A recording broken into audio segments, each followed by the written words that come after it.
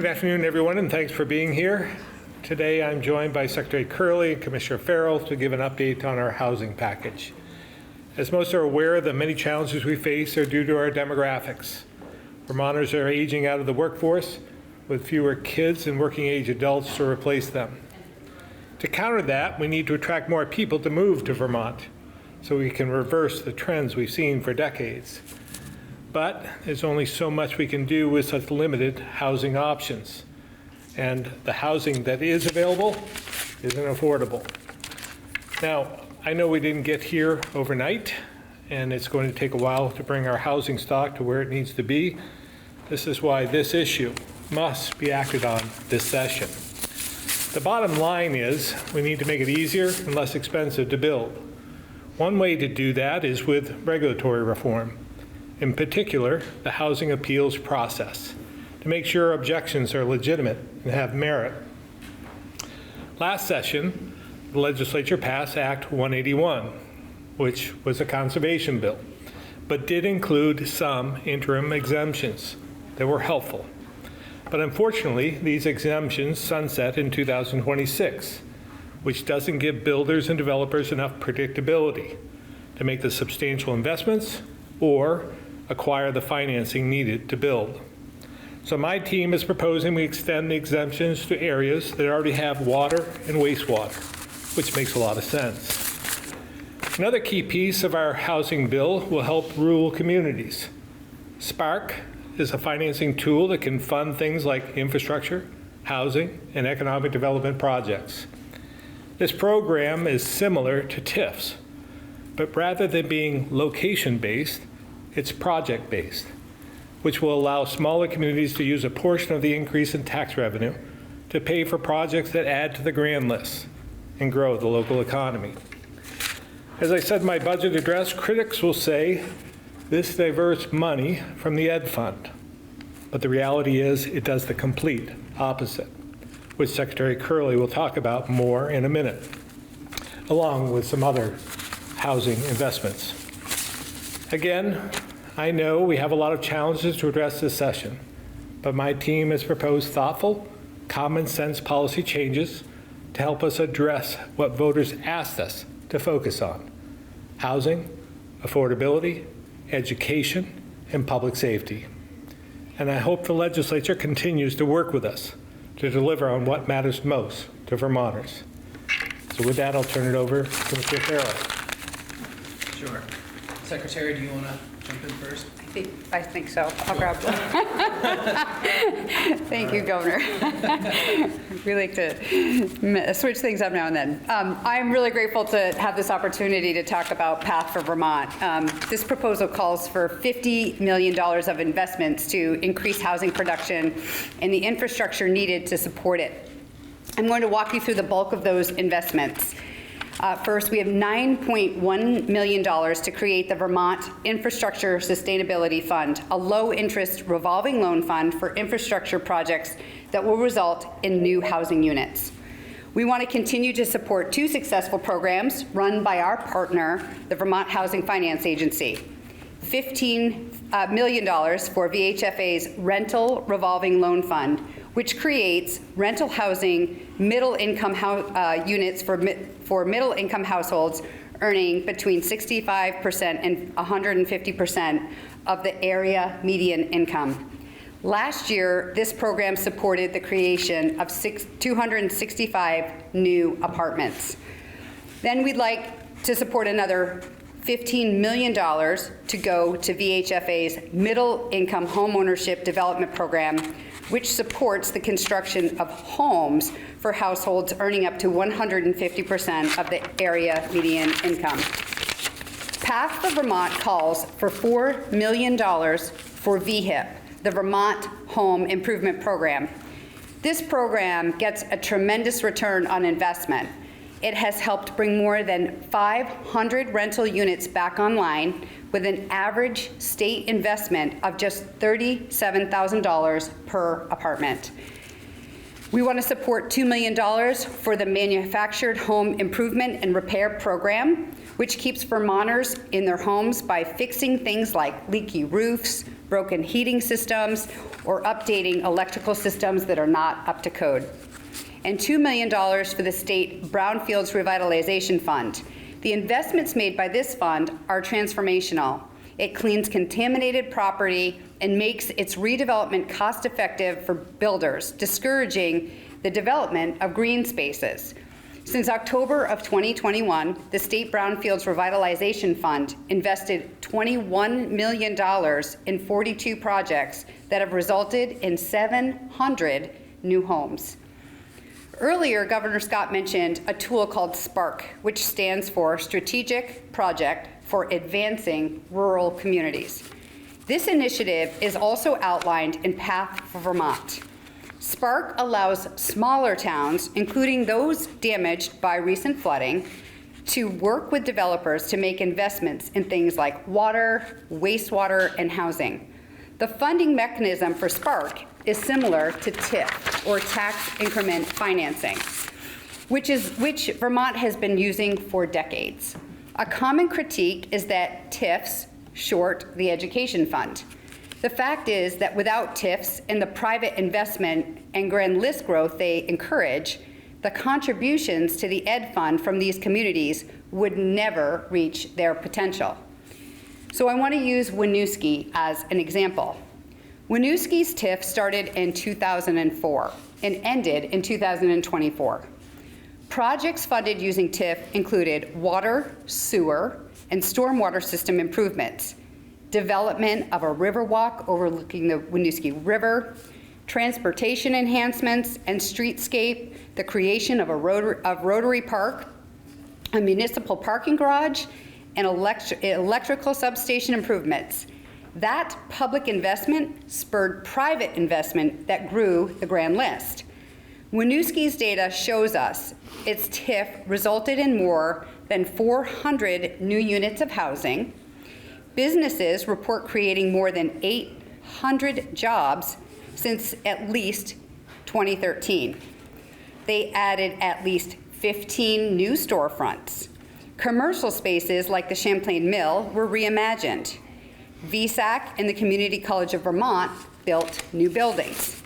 In 2004, Winooski contributed $519,000 to the Ed Fund. Winooski estimates it will send $2.1 million this year.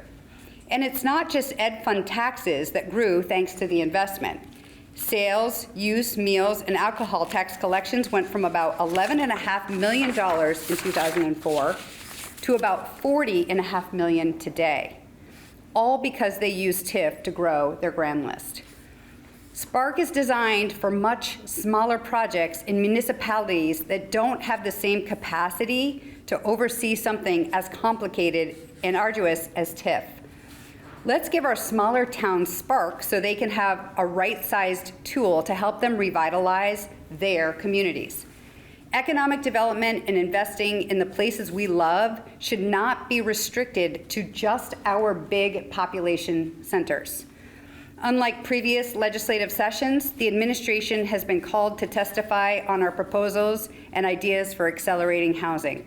We hope these conversations continue as we anxiously await more detail on their priorities and ideas around housing. So that was a summary of our investment proposals, but as I've said this for years now, we cannot simply buy our way out of this problem. But we can turn the tide if we all work together. We need everyone to get in the game, especially when it comes to regulatory changes, which Commissioner Farrell will now speak about. Commissioner? I'll go now. Always keep the governor guessing, right? Thank you, Secretary Curley. So I want to start by thanking the legislature for having us in very quickly in January to hear about the Path for Vermont bill. We're looking forward to collaborating with them and hearing about their ideas to increase home production and to break down some barriers for rural Vermont. I want to highlight two aspects of the Path for Vermont plan that haven't received as much attention and which may create some discomfort: appeals reforms and regulatory reforms. We recognize that some of these proposals could create sensitive conversations, but let's have the conversation. I've heard from some that we shouldn't improve the appeals process this year because we could discuss that next year, perhaps wait on a study. I've heard from some that it's too soon to improve on Act 181 because we should let things settle, and we should perhaps wait for a future legislative session to act, and others say we shouldn't reopen that conversation at all, and we've checked the regulatory reform box last year. I want to state clearly that we cannot wait. The data shows us that there's still urgency, and we need to address these items this session. Home building's complicated, it's unpredictable, and it's expensive. We are hearing from developers and home builders every day about the challenges that they face. And if we can make changes this year to improve conditions on the ground right now, why would we wait? It'd be easy to take the uncontroversial items in Path for Vermont, cast aside those trickier conversations, and just move forward with those. But then we'd be cutting out key solutions. The governor put all of these proposals into one bill for a reason, because they work together and they complement each other, and they need to stay together. These all have the same goal of increasing the pace of home building. So to remind folks of some of these provisions on appeals and regulatory reforms, we'll walk through a couple of them. So on appeals, we've proposed the following in Path for Vermont. Raise the standard for appeals to be brought against housing developments, reducing the likelihood of frivolous appeals. Raise the threshold for the petition appeal from any 20 people in a municipality to 20% of the municipality. Rebalance the appeals process to hold appellants accountable for some of the legal fees incurred by home builders in the process of defending an appeal. And reform the prioritization of the timeline in Superior Court to hear these cases. On land use, as the governor said, we need to extend the sunset of the Act 250 interim exemptions to provide a sufficient runway for communities of all sizes to move into this permanent exemption tiered structure. We need to expand the boundaries of these interim exemption areas to include all areas served by water and wastewater, not only to make better use of these community assets that taxpayers and our municipalities invested in, but also to double down on the density standards that we all established in the Home Act. Looking towards the permanent exemptions, we need to adjust the thresholds for Tier 1A and 1B to make the permanent Act 250 exempted areas more attainable for all communities. We need to change the Tier 1B to automatically grant these municipalities that are eligible their Tier 1B areas so that they can also benefit from streamlined permitting without having to take additional steps. On permitting, we've collaborated with our colleagues at the Agency of Natural Resources to propose the following reforms. Updated wetlands permitting standards in areas that are designed for growth, like our designated areas, these interim exemption areas, and these future Tier 1A and 1B areas. We've also proposed streamlined municipal water and wastewater permitting by delegating review to participating municipalities through a general permit. The point of this, these aren't broad deregulation attempts. These are very strategic and tactical proposals designed to increase home building and to double down on the initiatives that have proven to be effective. And these are based in data, these are based in research, and based in conversations that we're having with folks on the ground, what they need to be more effective, the folks trying to bring homes to our communities. We're hopeful that these important topics are going to get more time in these committees as they consider their housing proposals. And so that we can explain how all of these reforms work together. And I'll pass it back to the governor now. Thank you, Commissioner. We'll open up to questions now. Governor, in talking with some environmental advocates, they're saying that the grand bargain that was struck last year for, both the Home Act 2 years ago, but also the Act 250 bill last year, that was really difficult, and a lot of people gave concessions to get to that middle ground last year. How confident are you that some of these ideas can gather buy-in from everybody here in the building? Well, again, the middle ground you're talking about is between the House and the Senate, I imagine, because it wasn't with the administration. I vetoed the bill, and I don't think it went far enough. And I know things are hard, but when you're in a situation where you have a crisis, and I saw all kinds of people running on the premise that we have a housing crisis on our hands, when you get to that point, things get difficult. You have to do things that are uncomfortable. And I'd say, we still have that crisis. Putting interim exemptions in didn't fix the problem throughout the next decade. and this isn't going to fix itself overnight. So I believe that we have to take steps now if we want to solve the problem that we see. It's not going to happen at this rate.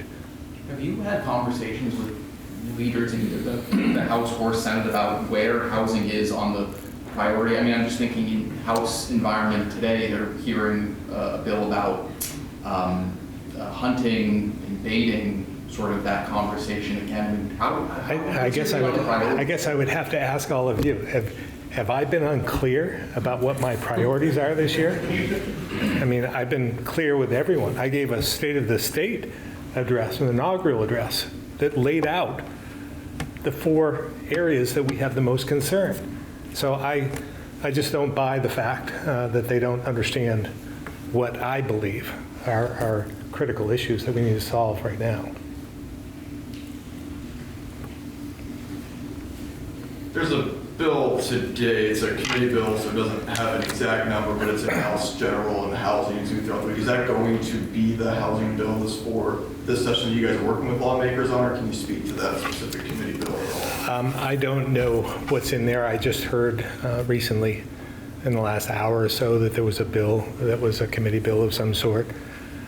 That isn't what we've been talking about at all. We passed on the meat of our proposal on the first day of the session, I believe. So I know that they've been backed up in Ledge Council and haven't been able to, there's a lot of bills that are working their way through, but the committees know what our proposal is. And from what I understand, this doesn't match what we had put forward. So, but we'll see. I mean, there's a lot of time between now and then.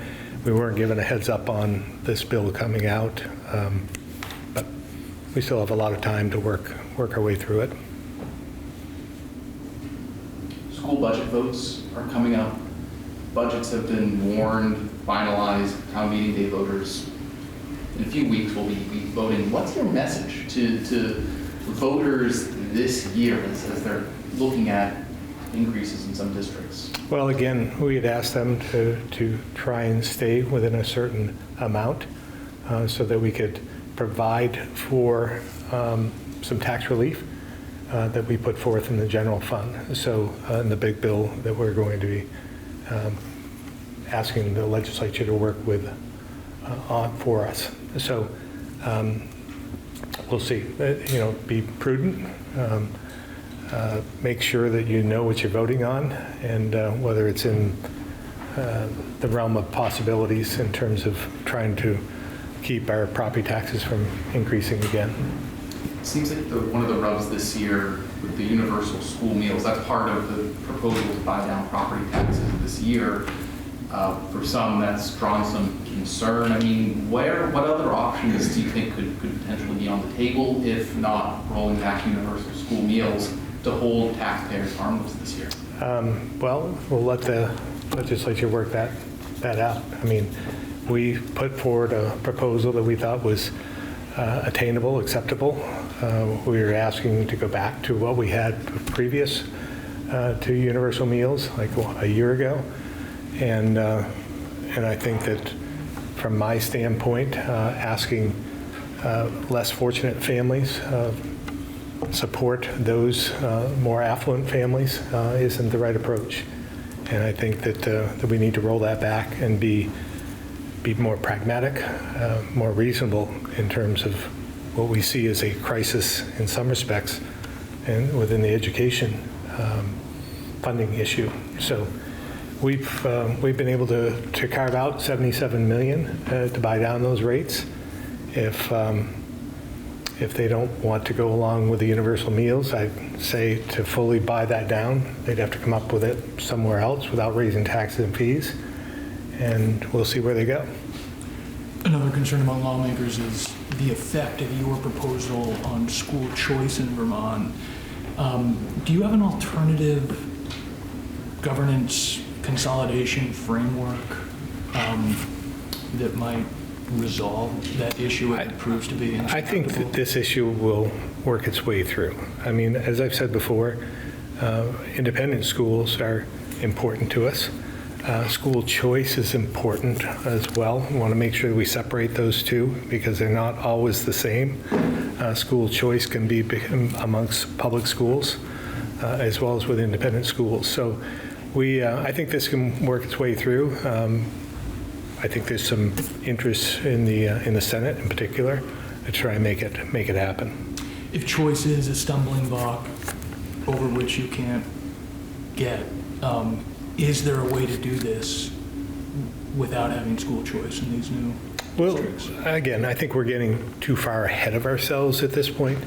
I know they have concerns, and I think we can work our way through that. So I don't believe that we have to go to, we don't address public school. We're not going to do away with independent schools and school choice. I mean, we have it. Franklin County's been using it for a long, long time. So I think they will resist going to something different. Maybe we just heard from those who have issues with the way we're doing it, but there are some, I would say, some areas of Vermont that count on school choice.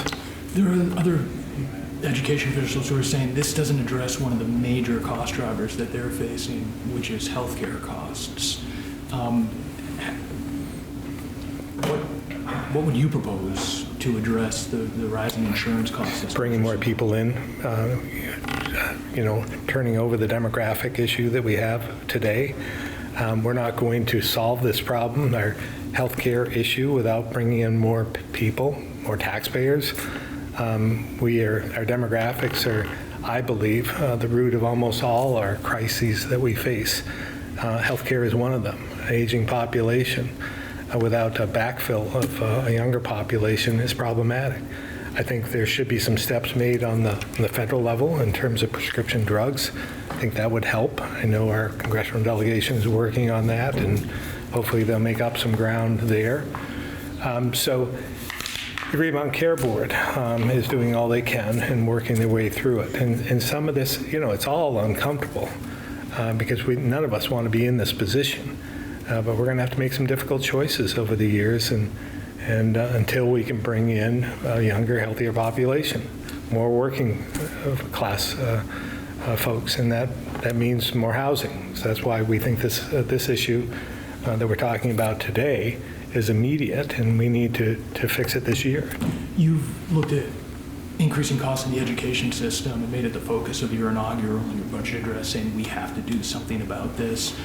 Why not do the same with the issue of healthcare?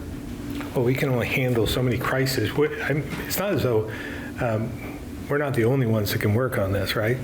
I mean, the legislature can work on this. Green Mountain Care Board can work on this. We have hospitals and the UVM Medical Network that's working on this. Blue Cross Blue Shield's working on this.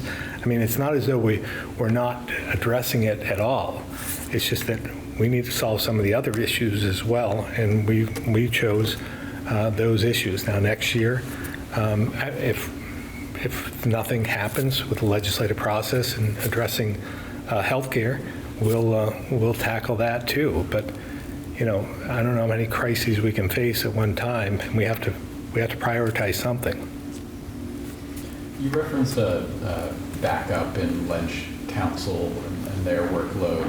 There seems to be sort of a sentiment that this session is moving slowly. Is there anything else you attribute that to?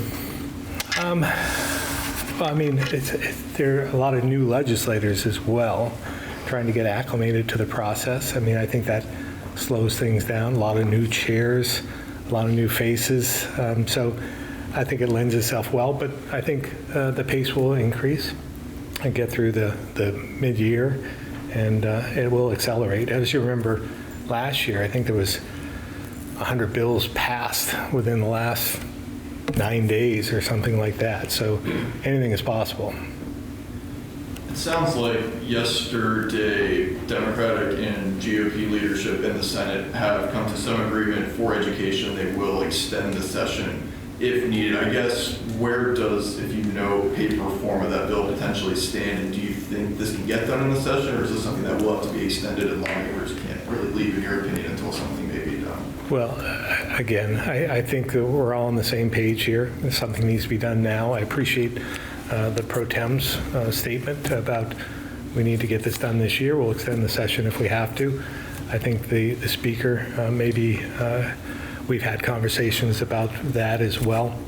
So we'll see where it goes, but again, I think if everyone has the right attitude about wanting to make sure that we get something passed this year, it can get done. And we're a partner in this, but we're only a partner. We need 2 other partners to work with us. Governor, a few weeks ago, as part of your affordability package that you put forward with tax relief, but also changes to some of the state's carbon reduction policies, rolling back private right of action, the Global Warming Solutions Act, and others. Do you think that the climate conversation, is that going to be addressed by the courts, do you think, or will that ultimately be addressed by voters? Probably a combination of all the above. We certainly feel that we need to be more practical, and more realistic in terms of what we can accomplish. Our goals are the same. It's just the pace and the expense of how we get there is important, because we can't continue to harm everyday Vermonters. We get fewer and fewer of them in the working age population. So once again, we need to shift our demographics so that we're bringing in more workers and have more of the workforce, because they're willing to grow and expand, so we can bring in more resources to do the things we want to do. But until then, we have to prioritize what's important to Vermonters, and at the same time, continuing to move forward on our climate goals. It may be a different pace, but we're still moving forward. What effect, if at all, do you think, well, it has had an effect with EV chargers, but the Trump administration coming in, some of the executive orders rolling back certain climate policies, I mean, like, what effect will that have here in Vermont? Yeah, I'm not sure what effect any of that until we see something concrete. Have the highest number of EVs, I think, per capita in the nation, or close to it, maybe the top 5 anyhow. And we'd like to continue to work on our fast charging systems. I think that's important, because that's been the excuse of many, and reason, maybe not excuse, but reason for many not to invest in EVs. They like them, but we need fast charging stations to accommodate them. Anything you want to add to that? She wants to sit in the background. After the election, as it relates to Donald Trump being elected, you said to Vermonters, we need to give him the opportunity to do better and to do the right thing. Does that general advice still stand? He must not have been listening at that point. We still need to give the administration the opportunity to get their legs underneath them and become a little more sensitive to what they're doing. This upheaval across the nation, I don't think is healthy for us.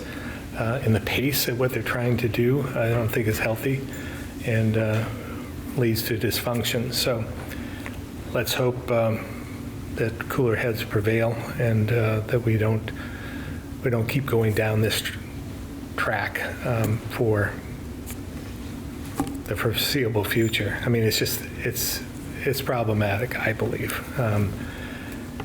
But at the same time, we shouldn't be surprised by any of this. This is what he campaigned on. I guess if there's any surprise on my part, it's just the pace at what he's trying to accomplish this all in this first 100 days.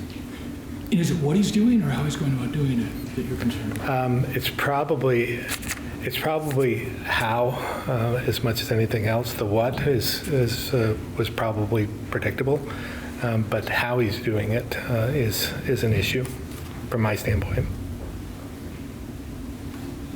All right, we'll switch over to the phones. Keith Whitcomb, Rutland Herald.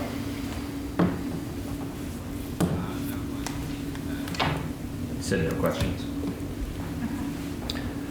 Kevin McCullum, 7 Days.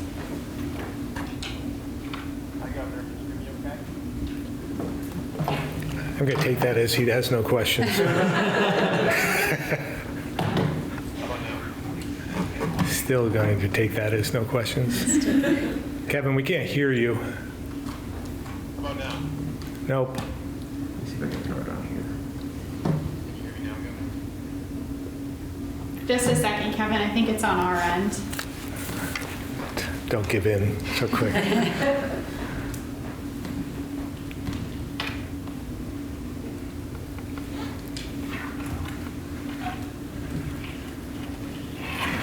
About now.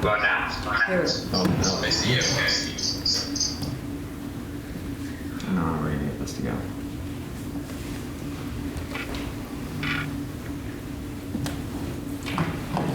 Can we move on to see if Tim has any questions, then go back to Kevin? What's that? Phone is on our end. Are there any more questions from the room, and then we can circle back to the phones? The federal administration, my understanding, they've started to target some areas they've labeled as sanctuary jurisdictions. Is it a concern that that attention could be turned towards Vermont or any of our municipalities? We haven't experienced that yet, but it's always a concern. And again, it depends on the how. What it's not the what, but the how. And as I said before, if these are illegal immigrants that are here and causing disruption, serious crimes, violent crimes, and so forth, we'll be a willing partner in getting them removed.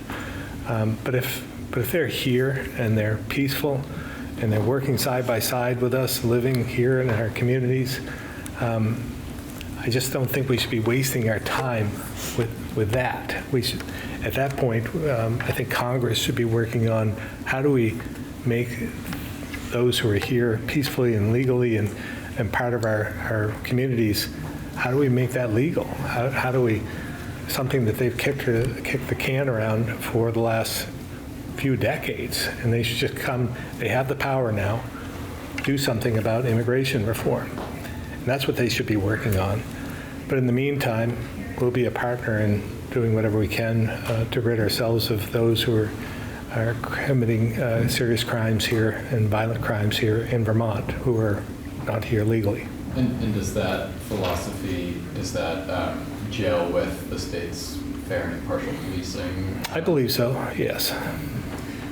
What, if any, advice are you giving to public schools right now as they figure out what to do with this threat of withholding of federal funding if they don't disband DEI programs?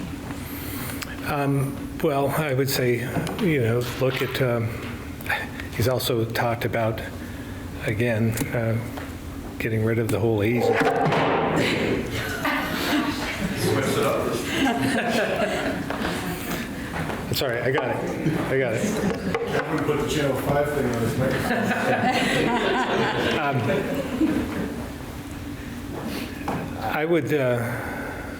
I would say look into whatever programs they are. I'm not sure if they're strictly DEI programs, but if they're tied to another program, there may be a way through that. I just don't know what they're going to do. But it's obviously a concern because we rely heavily on funding from the federal government. But we don't know what's going to happen again. Back to the Agency of Education, he's also talked about dismantling that in its entirety. So I don't know what that means or what that looks like. Whether they just be grants to the states, I just don't know. All right, give us 1 second, Kevin. We're going to try to get the sound working again.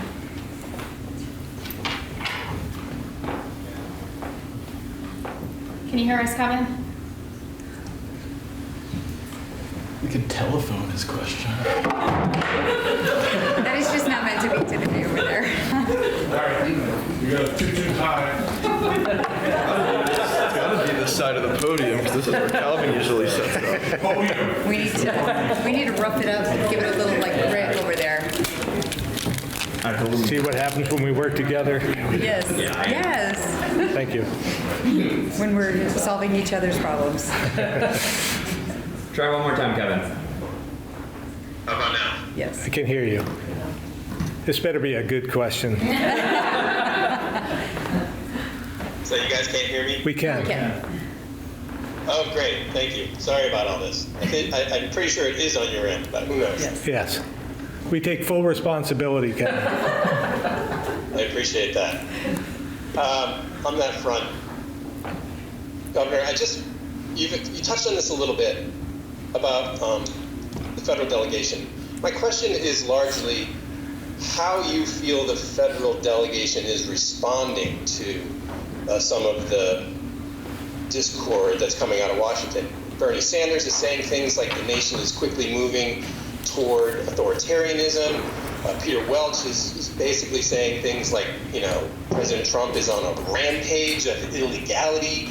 And then there's others who say that the federal delegation isn't doing enough to blunt some of the trauma or upheaval that you're saying is problematic. So what's your take on the federal delegation and whether they're doing enough? Well, I think they're doing all they can, and they're doing it in whatever manner that they see fit. I'm not going to tell them how to do their jobs.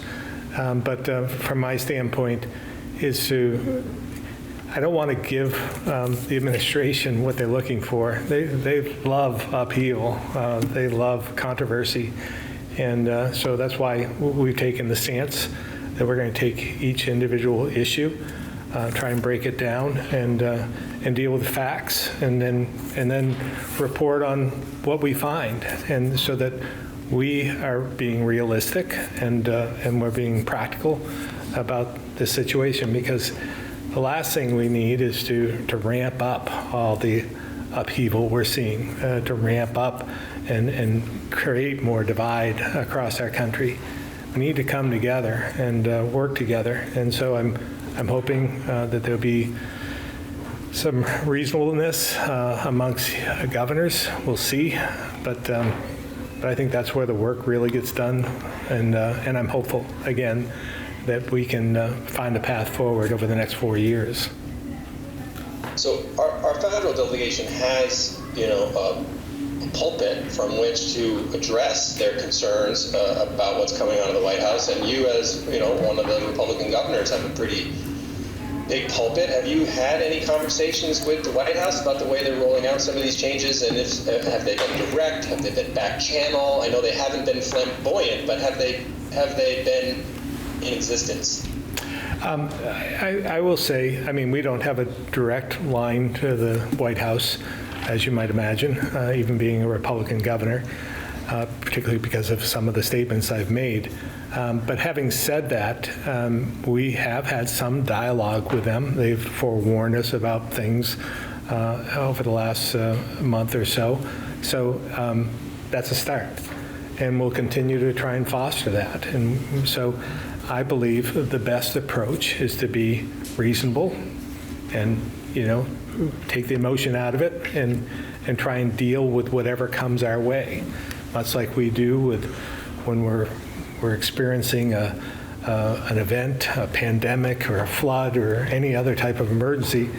It's not good to get everyone riled up during an emergency. You want to provide for calmness and a path forward, and that's what we intend to do. So does that mean you feel as though some of the comments by the federal delegation is counterproductive? Is it counterproductive to have Bernie Sanders say that Trump's leading toward authoritarianism and that Peter Welch is saying he's on a rampage?